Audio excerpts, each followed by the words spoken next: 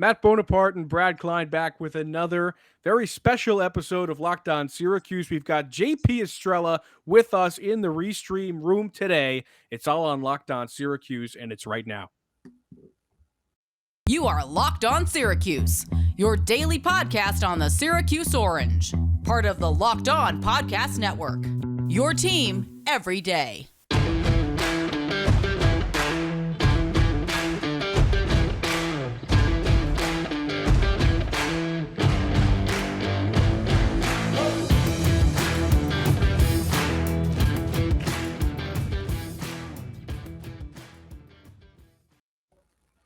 Welcome to Locked On Syracuse. I'm Matt Bonaparte with Brad Klein. Thank you for making Locked On Syracuse your first listen every day. We're free and available wherever you get your podcast. Today we are with JP Estrella. JP, how's it going, my friend? You. What was that? Sorry, we couldn't get you there. Oh, sorry. It's going good. How about All right, we're doing very, very well. JP, a 4-star out of Brewster Academy and a big man, 6'11", over 200 pounds, a guy Syracuse would really like to have, and a guy Brad and I are extremely happy to have today. So again, thanks for being with us today. First question for you, JP, is just describe your game. Who would you call yourself? Give us a pro comp. I'm very versatile, big man.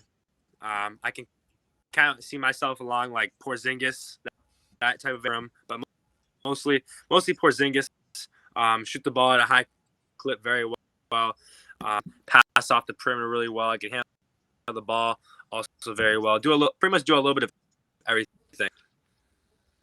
Well, JP, I think Syracuse fans would be excited to have a Porzingis-like player. I don't remember when the last time they really had a player like that. Maybe Tyler Lydon, but he was more of a 4 than a 5. I don't know. That's a bit of a stretch, right, as a comp. But it looks like Syracuse isn't the only school that is interested in your services. 17 Power 5 offers, and that excludes the 5 Big East teams involved. 26 offers altogether. Where does Syracuse rank right now on your offer sheet? My first ever offer, so obviously I keep that into factor. I've and they're definitely up there pretty high. Yeah, that's what we like to hear. It's what Syracuse fans are pretty excited about. And the conversation surrounding your recruitment right now, of course, for Syracuse fans is that, like last year, Syracuse in a battle for a big and yourself between them and Duke. Duke is the rival in the ACC, if Syracuse fans want to call it that. What are the pros and cons in your head of Duke and Syracuse? What are the greatnesses of each program that draw you here? Really, the conference they're in. One of the if it's not is in the country. They're obviously those two schools. If you think that pops up in your head is basketball. I have great relationships with both coaching staffs, basketball. Really, I can't think of any cons for both schools. Really, they're basketball schools in general. They both have great education standpoints. And obviously just. So then what's the difference right now in your mental pros and cons list? And what does Duke have that Syracuse doesn't? What does Syracuse have that Duke doesn't? I guess Duke has more recruits in my class. That's one thing. I don't think they have that many in 2023 yet. I know want me, of course, for a big man. I guess really coaching staff, defensive stuff like 2-3, like my play, how they want to play me. Like they made me like a 5 that shoots the ball, pick and pops. Yeah, I guess those are the only a couple of differences. Yeah. Sure. And we've heard a lot about your relationship with the coaching staff, particularly Jerry McNamara. What's your relationship been like with him? Well, mostly I actually hear from Coach. I actually got off the phone with him today. Just talking a little bit about what we do. We take some normal day life, like we talked about him hitting the golf balls, me hitting the golf balls. My relationship's a little bit. I always see I see the orange always at every game, especially Mac. And yeah, we just have great relationships. I have both coaching staff. I have great relationships with, and I talk to all of them weekly, really. Now, your audio dipped out just at the wrong time. Sorry. I think you said Coach Autry, right, is your lead recruiter right now with Syracuse? Yeah, Coach Autry's my lead recruiter. I talked to him a couple days throughout the week. Now, one thing that the three assistants behind Boeheim have in common is that they're all former guards: Adrian Autry, Jerry McNamara, and Alan Griffin, who's the Bigs coach. Now, he's not your lead recruiter, so it's a little bit of a different relationship, but how much does it matter to you being nearly 7 foot, over 200 pounds? That's going to be your role in college, and Syracuse doesn't have a guy that looks like you or played your position. Does that matter? I honestly, my biggest thing is I have a great relationship with the staff. I know they have history throughout with big men. They've done a great job with that, so I'm not too worried about that piece. And you're at Brewster Academy, of course, where Buddy Boeheim played his high school basketball post his days at Jamesville DeWitt. What's it like being at Brewster in the post-Buddy success era? It's been pretty cool. Coach Smith's my guy. The whole coaching staff, a ton of the players there. Just seeing obviously the orange there is awesome. Graduated, gone to Syracuse, gone to high-level basketball, gone to the NBA is amazing. My guy, and a ton of other players as well. But yeah, it's awesome being in that time, graduating, and at Syracuse. I know if I was being recruited by Syracuse, which is not going to happen anytime soon, I'm also out of eligibility, so my feelings aren't hurt. But if I was being recruited by Syracuse, the first thing on my mind would be, okay, who's my coach and how long is the coach going to be there? And that's something that the fans are asking too. What have you heard about any potential succession plan behind Jim Boeheim? Well, I know, Boeheim's such a legendary coach. Me about that too. I'm actually, when I went I went to a game. That was one of the biggest worries in my mind was how long he's going to be there for, because obviously I'm as a coach. And he says he's right now he's looking excellent. He does all his activities and all that. And right now he's looking to just keep coaching for a little. Gotcha. And Syracuse in the last, 5 to 6 years has kind of shown that as a recruiting power, it might not have been what it once was. I mean, a perennial number 1 seed in the NCAA tournament maybe 20 years ago. Nowadays, Sweet 16 runs and a Final Four run, but not a number 1 seed. What does a Syracuse offer mean right now? How much weight does it carry? Obviously, it still carries the weight of that. Sorry, lost words. Back then they kind of build it back up to be what they used to be, and it's awesome. It's obviously awesome thinking of how they want me to be a major guy in that role, which is something that it's a big bar, but it's something that you have to live for, and I really enjoy that they chose me. Now, you mentioned we're going to take a break in 1 second, but I want to ask you before we do. You mentioned that you went to a game. Which one was it, and how would you describe your experience?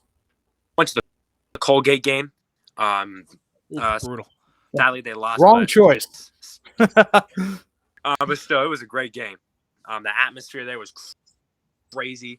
Obviously, a lot of orange. Everywhere you looked, there's something orange. I actually got to sit in the players, got to meet a ton of the parents' moms, Cole's mom, other moms and dads, and all the family members. They all were super cool, all diehard Syracuse. But yeah, the atmosphere there was crazy. I can't lie, but it was a great game.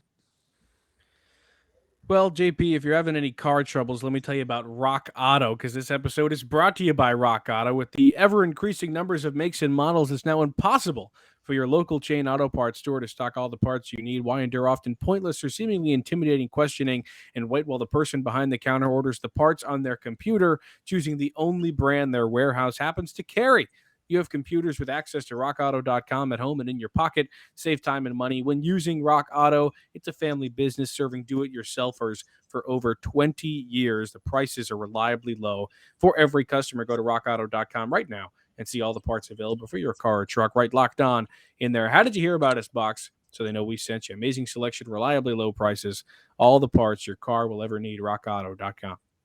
And if you're anything like me, especially after the NFL news just a few days ago, you're asking which NFL stars move the betting line the most. Starting July 18th, Locked On gives you the 50 most valuable players in the NFL from the odds makers at BetOnline. Available on July 18th on Locked On NFL, wherever you get your podcasts and on YouTube. We are here with JP Estrella, and he is right now the centerpiece, the crown jewel of the Syracuse fans' hopes and dreams for the class of 2023 as a Kristaps Porzingis-like big. And it'd be pretty cool to have someone like that can stretch the floor, because I know that is something that Jim Boeheim has put a huge emphasis on, the three-point line, especially last year with Buddy, of course, bringing in Cole Swider. Jimmy Boeheim could shoot out of Cornell. So I ask you, how much has the development of the program catered to your game? Well, obviously, the development for them is just to be NBA players. That's my long-term goal. They really have told me to be all five guys be able to shoot on the court, which this last year was for all five on the court at the same time, be able to shoot. So they really and help out with that, because they know I can shoot at a really high clip, and just keep developing my shot and better, because you always can get better at shooting the ball.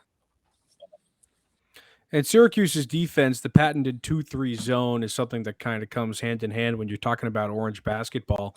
What's it like thinking about that in the future you could potentially be the anchor of that zone? Have they talked to you at all about that? Yeah, definitely. Being in the middle of the zone, being a big communicator. I'm a very vocal guy. Always talk through everything. Is really good for a 2-3. You're in the back of it. You get to see everything. Guide your team. Also great at getting rebounds and blocking shots. So that's also very good for being in the middle. Just put me in there, and you always can count on me, and I'll do a great job in that. How much zone have you played in your high school AAU stints? 3 in the high school area. I did for my South Portland. I did a matchup zone 2-3, but honestly, I played 2-3. I was a little bit younger, and I was great at it. In there, you may see me playing in a 2-3, and I always do extra vocal guy, and just getting rebounds and blocking shots. And the future of Syracuse right now is the class of 2022, with 6 recruits coming in. Jim Boeheim called it the greatest recruiting class he's ever had. They have yet to even touch the court. Not a lot of scholarships going forward. You could potentially be taking the only one Syracuse has. What would it feel like to be joining that young core, and how excited would you be to do that? Especially if Boeheim says if it's the best class coming in, then the best class with talent, and just being in that would be amazing. I know a couple of your carries, one of them. I actually met him at the Syracuse Elite Camp when I was there. It's been a while, but yeah, know him there, and they're just loaded with talent to be in that mix. I'd like to go back to your shooting for a second, and I don't know, maybe you can tell the listeners a little bit about the rest of your offensive game if you have a guard like Kendall as well. But oftentimes with the big shooters, it was a late growth spurt. Was that what it was like for you? Were you the smaller player developing your shot, and then the broccoli hit in, and now you're 6'11"? Is that the case? Well, for me, I was really soft when I was younger. I was a little tall, not where I'm like above average for height. But I always could shoot when I was younger, so much. So for me, it's mostly been developing the post and physicality for me. But really, growth spurt till sophomore going into junior year. Sophomore year, I think 6. So I mean, a solid height but not for much for a big guy. And that's where I just grew inches, and now I'm 6'11". So it was crazy for me. I mean, my arms grew too a little bit, but now it's back on the money.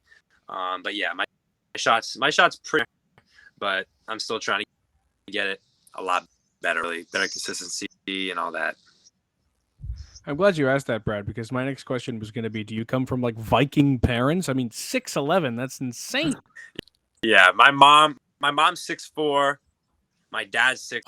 Wow. My mom, one basketball player, she played at Boston College, but she had like offers from UConn and all that. And I still brag to this day that I'm still better than her sometimes, every once in a while. I would do unforgivable things to be 5'11", not to mention 6'11". I'm a short person. It's good for the podcast because you can't really tell, but I'm a short guy. That's okay. Bones can attest. I'm a short guy. So you mentioned earlier that your mom went to Boston College and you're from the New England area. Boston College is one of your offers, and I could be wrong, but the rumors around JP Estrella is that might not be your number one or towards the top of your list. So I ask you, what are you looking for in a school? For me, I really, because I'm going to leave my family to go to college, and I really want to have that second, my basketball family. Really, that's the biggest thing for me. I just want to have with the staff, but most importantly, the players, because I'm going to be around them all day, working hard with them, sweating, everything all together.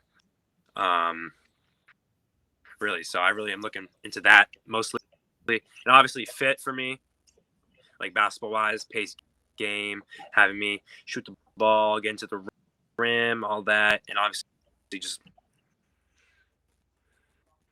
And you talked about in the beginning that Syracuse was your first ever offer. What does that mean? It definitely means a lot. Part of this like domino effect for me. They really they put me on the map, really. And it's just something really much to think about. Been there for me throughout all these, like I can't even count how long it's been. It's been over a year, and that just means a lot to me. How much they really saw my potential, and they are. Let's go back to your height and weight for a second, because right now you're listed 6'11", 210, and it's solid right now for a high school senior. Again, jealous, but where do you want to be? I guess that also kind of depends on what kind of player you're looking to be. Porzingis is a skinny guy, but what's your target weight for by the time you get to college or freshman year and beyond? I really want to be like the 225 area as of my height right now. My doctors still are saying I'm growing, so I'm still looked at being a footer pretty soon. Maybe hopefully I want to be a little taller than a footer too, and keep all that athleticism in there. I think I would love that a lot. But I'd probably want to be like the 230, 235, maybe 240 area. But as of right now.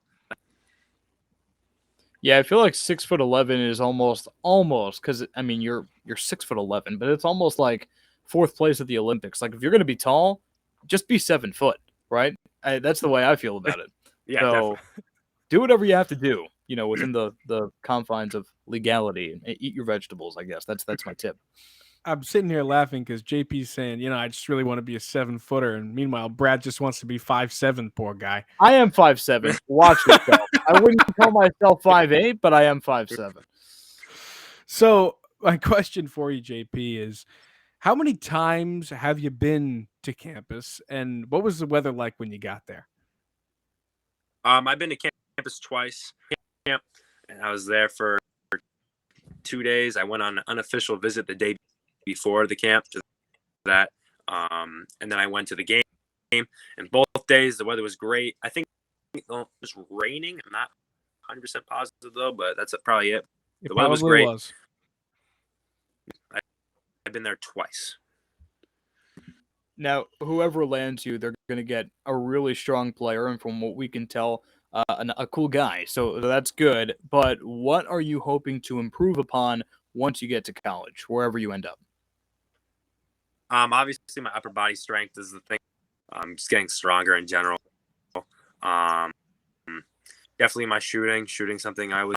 Ball handling also. That's really a thing I really want to work on, and being able to go right now. I can guard 3 to 4 positions, but not much to on getting my perimeter defense a lot better. Those things right now I really just want to, and during college I think those things I really just want to get locked in. Let's take a time out here for 1 second and talk a little bit about Built Bar, because JP, if you're trying to be that 7 foot, I suggest Built Bar. Built Bar is good for you. It tastes awesome as well. And they're always coming out with these unbelievable new flavors. Try coconut brownie chunk. And it comes in the Built Bar, but it also comes in the Puff. Now, the Puff, if you're new to this, is a protein-infused marshmallow. That's right. Coconut brownie chunk. It's probably top 3 for me. I don't know. I'm kind of a traditionalist with the coconut almond, but I understand what you're saying is that might not be for everyone. You're thinking, okay, coconut brownie chunk, is that good? Yes, it's good. I tried it. It's unbelievable. You can just go online right now, built.com, use the promo code LOCKED15. Get 15% off your order. Again, it's promo code LOCKED15 for 15% off at built.com. We're talking to JP Estrella, 6'11", soon to be 7 foot because of Built Bar. So that's huge. That's huge for him. A potential Syracuse committee for class of 2023. The Orange were his first offer, and you're saying that carries a little bit of weight. Now, I'm curious about the lineage of Syracuse centers. You mentioned that Jim Boeheim has done a good job with bigs in the past, and from our vantage point, he's done a really good job with bigs in the past, but we're talking about the way past. We're looking at the Ronnie Cycles and the Derek Colemans of the world. But in the very immediate past, Barama Sidibe, for example, injuries have plagued that position, and there have been some letdowns. So where do you evaluate right now the center group, and how do you think you can maybe turn it around? Well, for me, very athletic center, very mobile. I'm not your traditional center.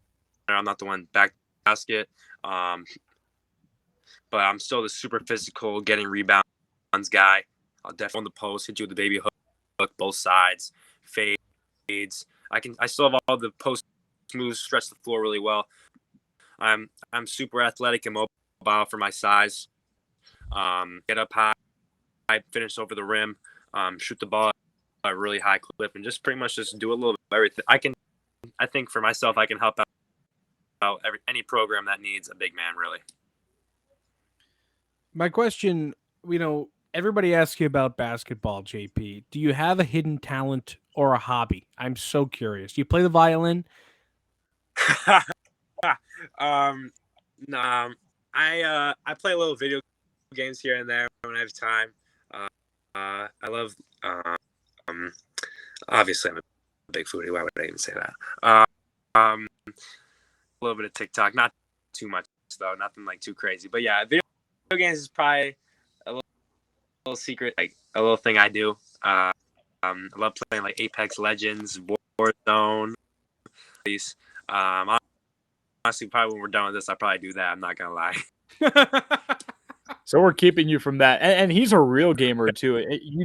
You know that you're a real gamer if I haven't heard of the games. That's my baseline, because I'm not really my you living brother under a rock. I'm just, that's just not my thing. I mean, it's just not me. I will say that we only have a couple of games here at the house, and my brother lives with me, and he asked me to fix the Xbox. I went to take a look, and there was nothing plugged into it. Power, HDMI, nothing. I was like, why do you think this isn't working? It's right now. It's just a brick. You can use it to keep the door open when it's hot, and that's it. But that's it. Okay, so video games. Okay, I like it. Any 2K? As a little kid, I play a lot, but man, and that game just makes you rage for some reason. There are broken controllers everywhere in my house. I'm not gonna lie. The only time I play 2K is if hotel room we're having a 2K tournament. I'll have a little fun with it, but not that much. I can't afford to lose any more controllers. That's fair. That's insane. That's insane. Well, That's JP awesome, Estrella, thank you so much for joining us today. We really very much appreciate it. Of course. Thank you for having me. No problem. And if you want to get more on the ACC by making Locked On ACC your second listen every day, I think you probably should. Host Candace Cooper and the local experts of Locked On take you across the ACC in 30 minutes. Make Locked On ACC your second listen. That is Locked On ACC. We will be back, Matt Bonaparte and Brad Klein. That is, JP is going to be playing Apex Legends tomorrow with another episode. We will see you then.